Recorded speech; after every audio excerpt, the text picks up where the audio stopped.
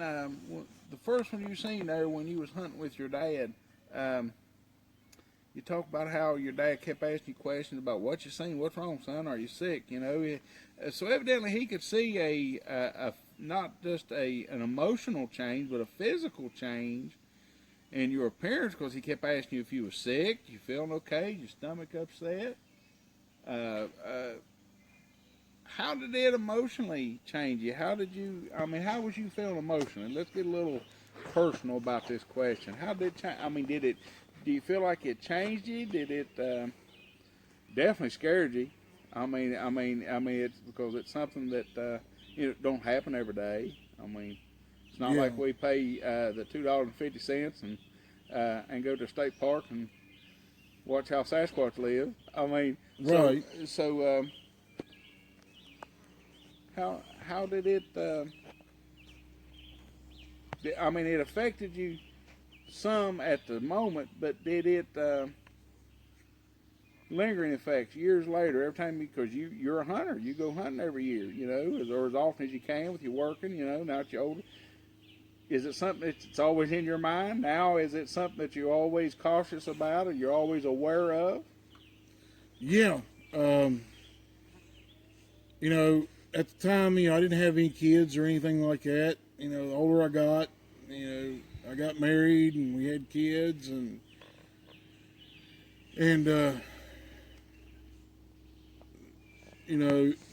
it's not so much for me when I go hunting with my boys. I got 4 boys. They're not every one of them are my blood kids. Mm-hmm. There's the sons-in-laws and stuff like that. Sure, family.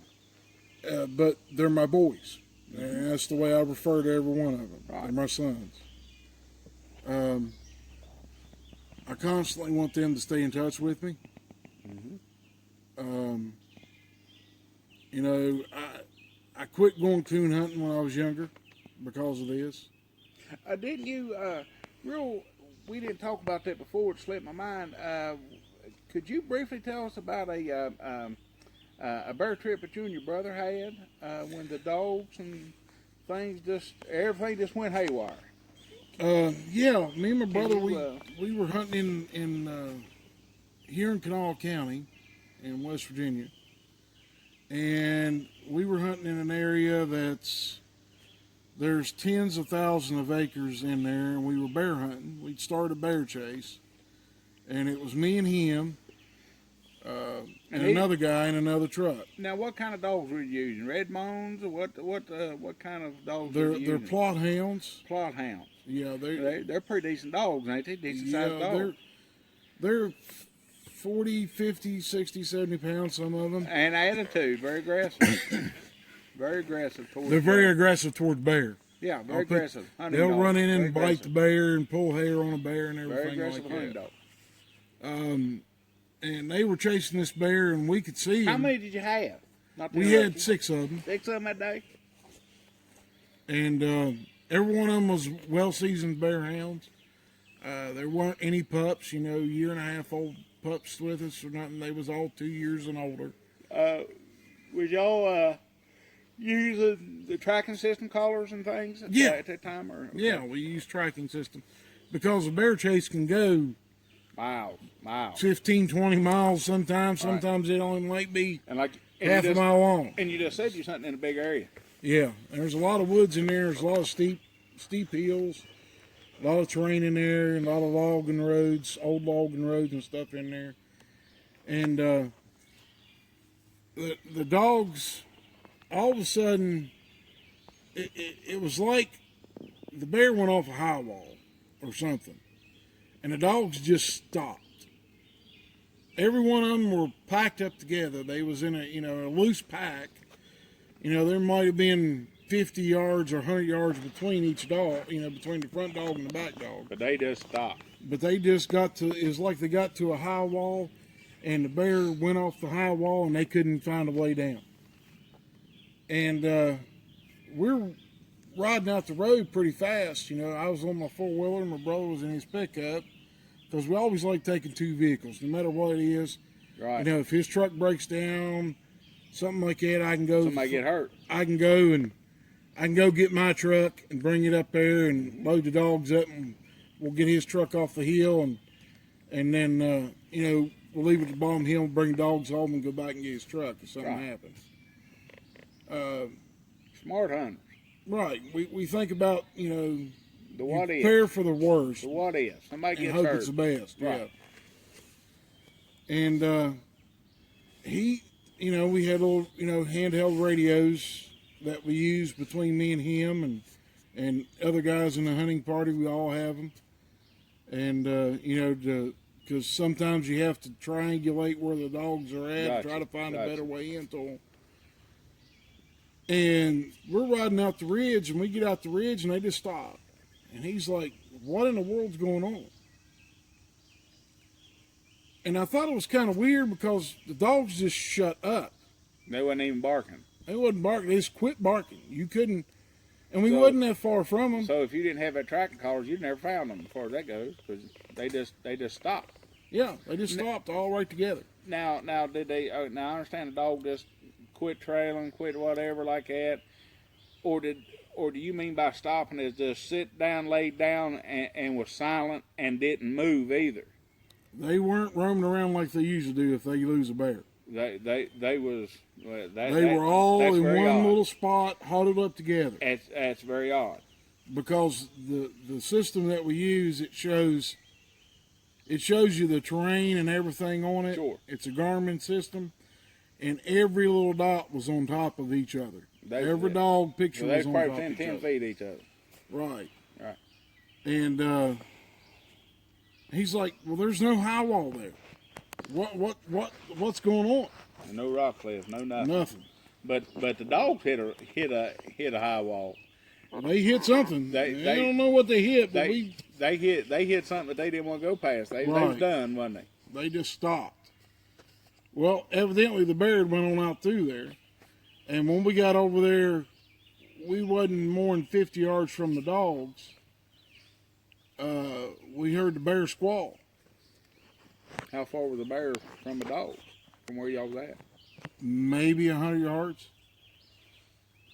It sounded maybe like it was 150 yards total from where we was at. And the dogs had no gumption to go towards that bear. No, they didn't. And these dogs don't quit. Right, they're very aggressive. They don't up and quit. Very aggressive hunting dogs. So we were kind of perplexed. So I dropped off the four-wheeler, and brother got out of the truck, and we walked over the bank and hollered at him. And he only hollered once. Usually he has to holler, 4 or 5 times to get him to come. Right. Come to him. High prairie drive. They own it. Right. And when he hollered the first time, they never barked. And they usually, whenever they're on a track like that, they'll bark. All the time. Even if they get stopped on a high wall, they'll be barking. These dogs were quiet. There wasn't no reason whatsoever for them dogs to quit like that. And we actually had to walk down in the woods, get within eyesight of them. Now all the leaves and stuff are off, and it's wintertime, and all the leaves have done fell off the trees, and there wasn't no snow, and we walked down there and got within eyesight of the dogs, and we started calling their names. Well, as soon as we called their names, they got up and come right to us, and got right beside us and just hunkered down on the ground. Wow. And we heard the bear squall, and I said, what in the world is that bear doing? What stopped the dogs? There's no high wall. And that bear's on the same flat when it squalled. And there wasn't any hunters in there.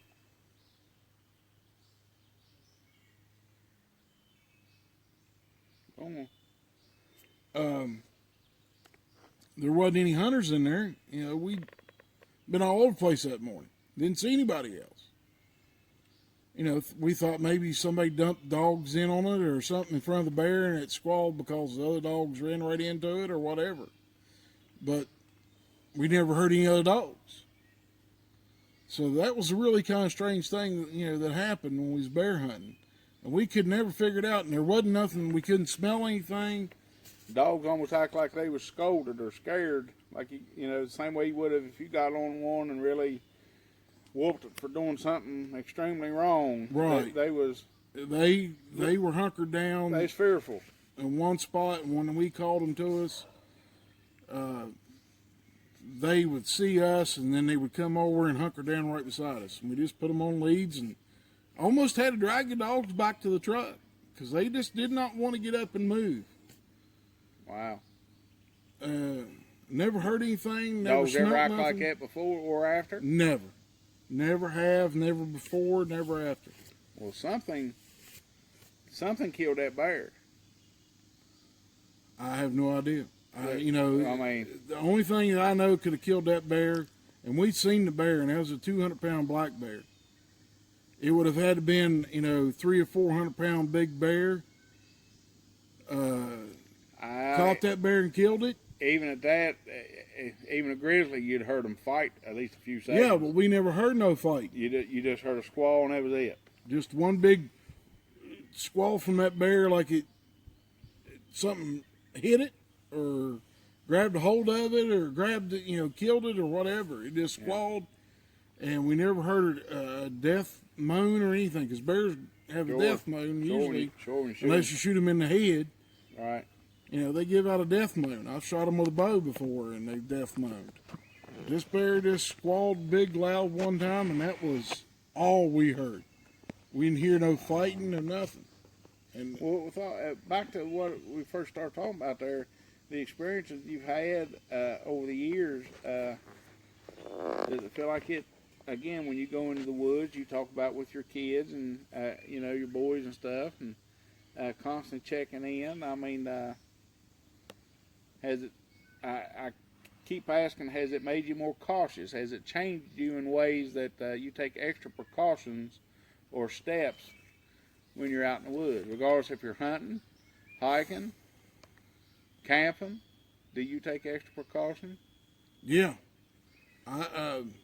If me and my wife go to the mountains to go fishing, trout fishing, or anything of that nature,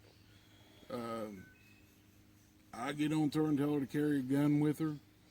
And usually I carry a handgun with me and a big knife on my side. And it's gotten to the point now around the house. Our son, he lives with us. One of our sons, the next youngest son, he lives with us. And he goes out at night, smokes cigarettes, whatever, goes out front. And I've gotten on to him a few times when he's walked out the door and not had a gun in his hand. And he goes, "No, Dad, I got a gun." And I make sure he carries a gun and goes outside because I know they're around the house. He's skeptical, but I know they're there because I've seen them there. And I've heard things and seen things that, tell me that they're around my house.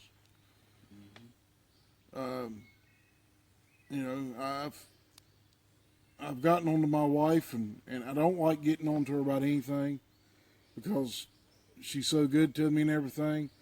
But I tell her she's not allowed to leave the house until she goes to work. And when it's daylight, she shouldn't be outside when it's dark. I don't want her outside by herself. And if my dad goes to church on Wednesday nights, and if my son's working, she's to be in the front room with her handgun right there sitting right beside her, ready to, all she has to do is squeeze the trigger.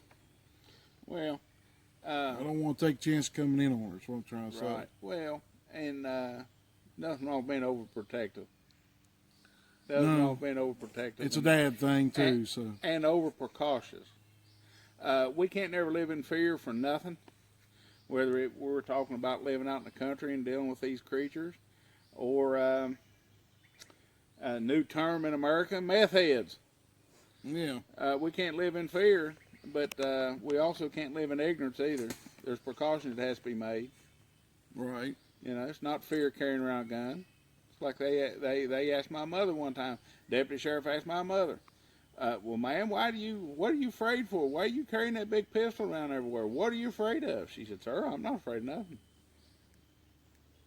See, I mean, people that carry pistols for personal protection is not a threat to society.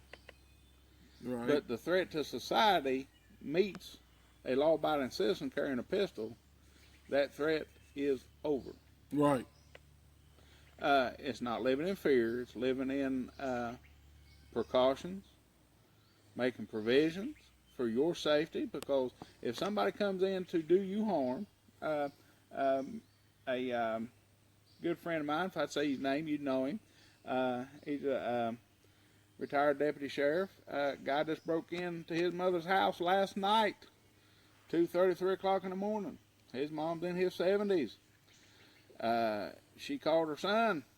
Her son just got a good health report. He's cancer free. Went through chemo treatments and just started feeling good enough to feel like he's alive here about 2 weeks ago. You know. Yeah. Getting over that chemo and stuff, and he cold-cocked the boy about the time that he finally got the door kicked open, and you know, that guy got a couple stitches, and he did too. But I'm sure if he hadn't cold-cocked him, I am very positive that his mother, with a 12 gauge, would have stopped that threat. And that's now they do live in the city, you know. Right. But that happens in the country. Yeah. You got to take precautions. You can't live in fear. You just, but you can't live in ignorance. Right. You can't live in ignorance either. So, any other, anything else you'd like to add? Any other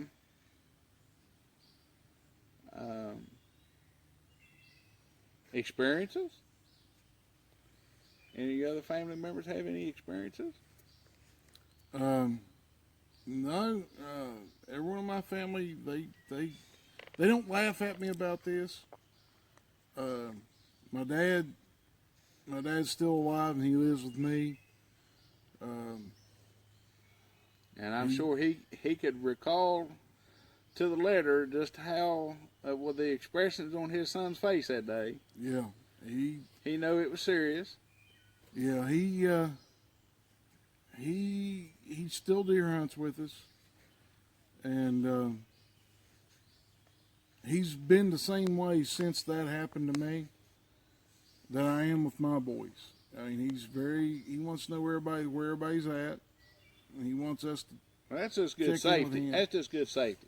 Even if things like this went out, that's good safety precaution. That's good hunting precautions. You always need to know where. You always need to leave your whereabouts at a very timely manner. With other people in the hunting party. Where you going? How long you going to be there? When you come back. Right. But other than that, that's been my life. And the only thing I can say is when I saw that one at 16, it changed me in ways that I never thought. I was always more cautious in the woods, and I'm still cautious. I look out for my family, and I'm very particular about, more aware of your surroundings. Yeah. When I'm in my tree stand bow hunting and I'm by myself on my brother's property bow hunting, I'm constantly on alert. I don't fall asleep in the tree stand. I make sure I don't. And if I'm sitting on the ground, I don't fall asleep. I used to. It used to not bother me. But if I hear footfalls, I'm looking to see what it is. Gotcha. More people are aware of their surroundings. Yeah. Well, thank everybody for tuning in. Hope you liked the interview today with Oldbear Den, Bigfoot here. Appreciate y'all hitting the bell, tuning in, subscribing. Gonna be quite a few more stories coming out this way. And these are all local stories here. last 4 or 5 has been a local within a 10-mile radius. So we hope more people come forward and give their story of their encounters. Thank you for tuning in tonight.